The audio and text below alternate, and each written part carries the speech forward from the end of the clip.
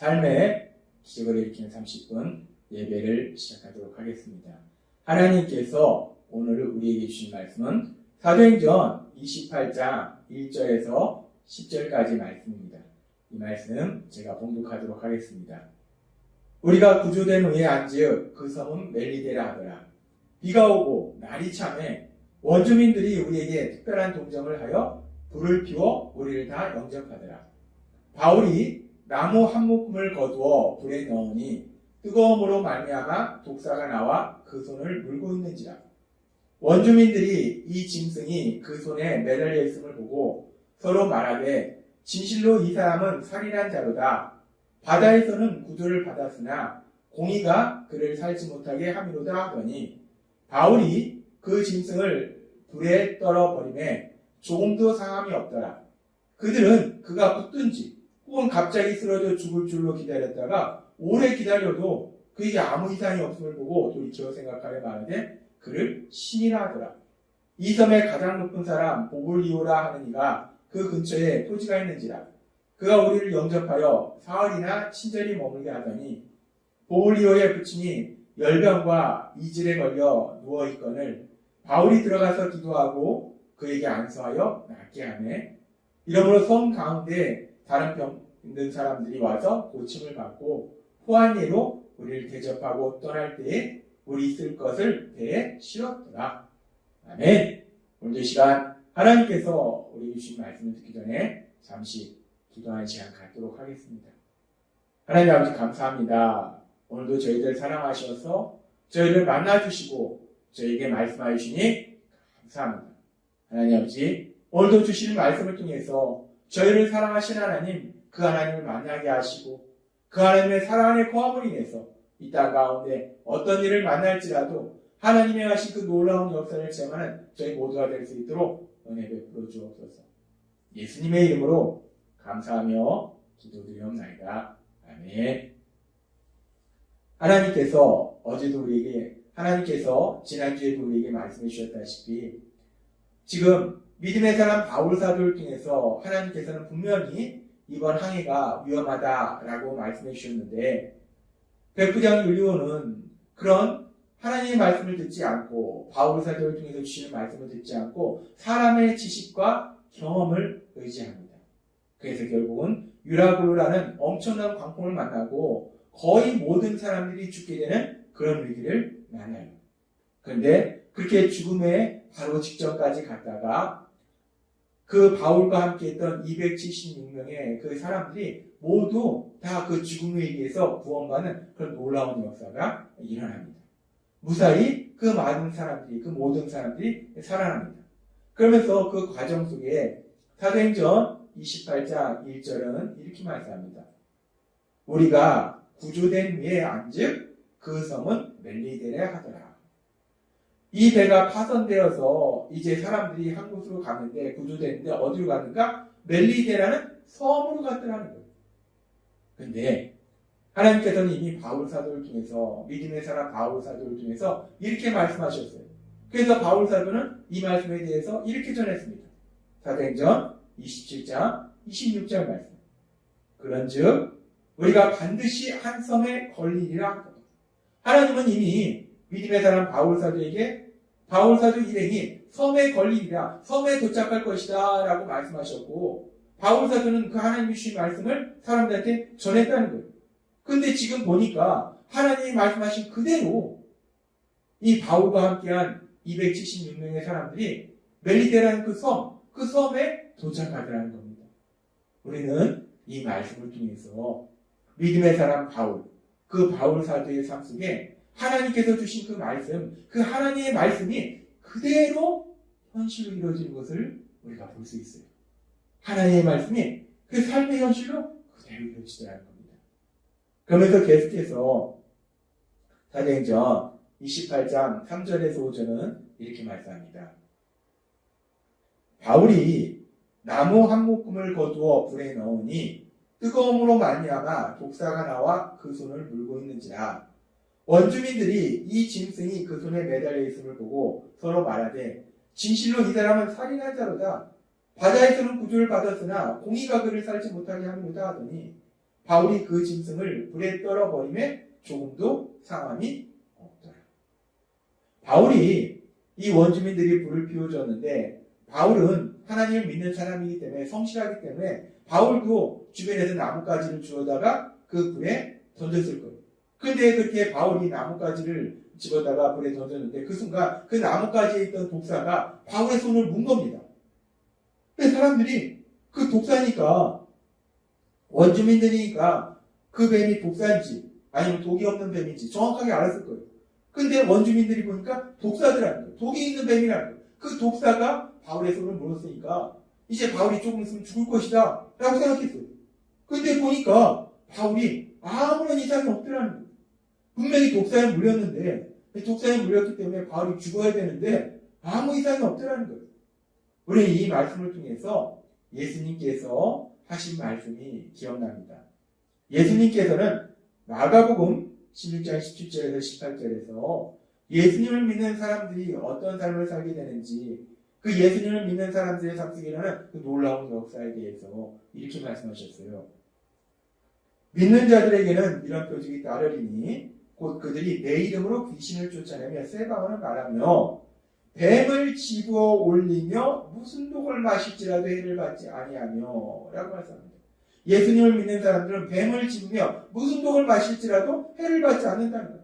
지금 바울 사도가 독사를 집음으로 인해서 독사에 물려서 그 독이 바울 사도의 몸에 들어갔는데 해를 받지 않더라는 거예요. 예수님을 믿는 바울 사도에게 이런 놀라운 표적이 일어나다는 겁니다. 우리는 이 사도행전 28장 3절에서 5절 말씀을 통해서 다시 한번 하나님의 말씀이 그대로 믿음의 사람 바울 사도의 삶의 현실 속에 일어나는 것을 볼 수 있어요. 바울 사도는 믿음의 사람입니다. 근데 믿음의 사람 그 바울 사도의 삶 속에 하나님의 말씀이 그대로 현실이 이루어지더라는 거예요. 말씀이 삶이 되더라는 겁니다. 그렇게 하나님의 말씀이 그대로 현실로 이루어지는 그런 놀라운 역사를 우리가 이 말씀을 통해서도 볼 수 있고, 그리고 계속해서 또 성경은 이렇게 말씀합니다. 그렇게 바울이 이제 독사에 물렸을 때 그런 바울의 그런 모습을 본 원주민들이 어떤 반응을 보였는가? 원주민들은 사도행전 28장 4절의 말씀처럼 원주민들이 이 짐승이 그 손에 매달려 있음을 보고 서로 말하되 진실로 이 사람은 살인한 자로다. 바다에서는 구조를 받았으나 공의가 그를 살지 못하게 함이로다 하더니, 이 원주민들은 바울이 뱀에 물렸을 때 이 바울이 뱀에 물렸다는 것은, 독사에 물렸다는 것은 바울이 뭔가 죄를 졌구나, 그래서 신이 그에게 벌을 내렸구나, 저 사람은 죄인이구나 라고 생각했다는 거예요. 근데 원주민들이 그렇게 바울이 죄인이라고 생각했는데, 죄를 받아서 벌을 받는다 생각했는데, 사도행전 28장 6절의 말씀에 보니까 그들은 그가 붙든지 혹은 갑자기 쓰러져 죽을 줄로 기다렸다가 오래 기다려도 그에게 아무 이상이 없음을 보고 돌이켜 생각하여 말하되 그를 신이라 하더라. 처음에는 바울이 독사에 물리는 그 모습을 보고 원주민들이 저 사람은 뭔가 죄를 졌다, 그래서 신이 벌을 내렸다 라고 생각했는데, 시간이 지나서 바울이 멀쩡한 거예요. 아무 이상이 없는 겁니다. 그러니까 이 사람들이, 원주민들이 생각을 바꿉니다. 아, 저 사람이 죄인이 아니라 신이구나 라고 생각을 바꿨다는 거예요. 근데 여기서 이 원주민들이 바울을 신으로 생각했다는 것은 이 말 그대로 바울을 신으로 여겼다는 건 아닙니다. 그 신으로 여겼다면 바울을 숭배했겠죠. 이 표현은 대부분의 성경학자들은 원주민들이 바울을 진짜 신으로 여겼다기보다는 신이 사랑하는 사람, 저 사람은 신이 사랑하는 사람이구나. 독사에 물릴 때는 저 사람은 죄를 져서 신이 벌을 주는 사람이구나, 신에게 벌을 받는 사람이구나 라고 생각했는데, 그 일을 통해서 오히려 사람들이 생각을 바꿈으로 인해서 저 사람은 신에게 사랑을 받는 사람이구나, 저 사람은 대단한 사람이구나, 존귀한 사람이구나 라고 그 생각이 바뀌더라는 거예요. 우리는 이 말씀을 통해서 하나님께서 우리에게 주신 말씀을 또 생각할 수 있어요.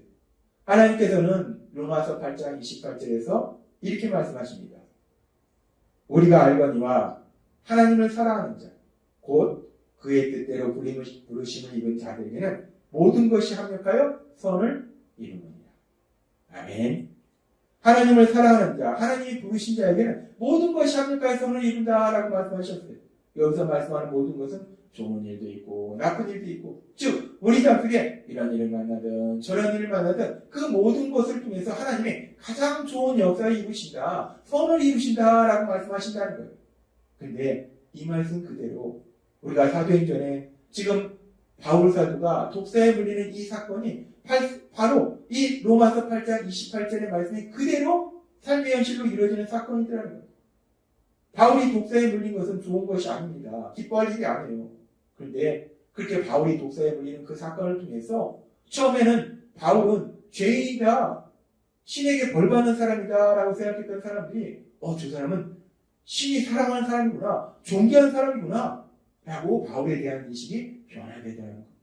바울이 독사에 물리는 그 사건이 오히려 더 좋은 일로 변화되더라는 겁니다. 로마서 8장 28절의 말씀처럼 합력하여 선을 이루는 귀한 역사가 일어나더라는 거예요. 하나님의 말씀이 바울의 삶 속의 현실로 이루어지더라는 겁니다. 우리는 오늘 사도행전 28절의 말씀을 통해서 믿음의 사람 바울, 그 바울 사도의 삶 속에 일어났던 이런저런 사건들을 보았어요.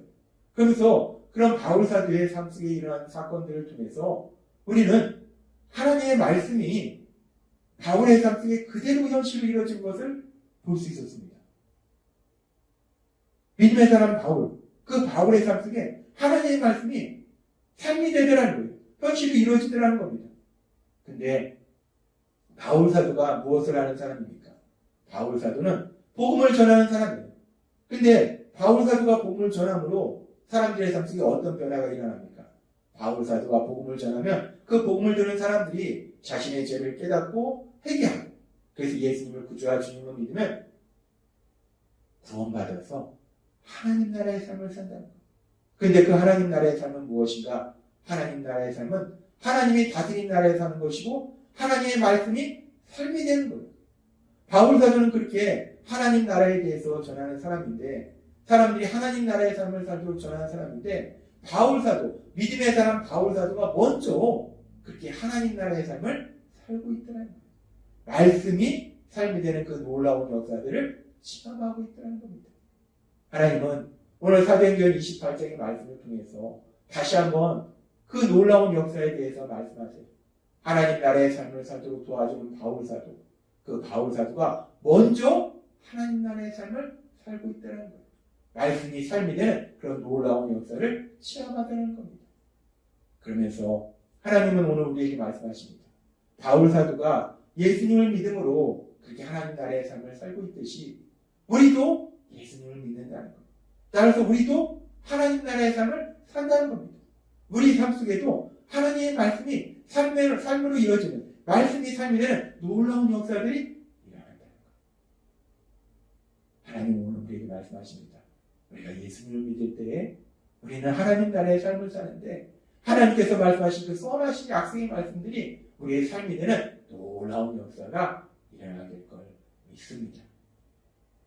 따라서 우리 안에 계신 성령님의 인도하심에 따라서 우리가 믿음의 삶을 살아갈 때 하나님의 말씀이, 우리에게 주신 선하신 하나님의 말씀이 삶이 되는 놀라운 역사, 그 하나님 나라의 삶이 우리의 삶이 되는 놀라운 기쁨을 누리게 될 걸 믿습니다.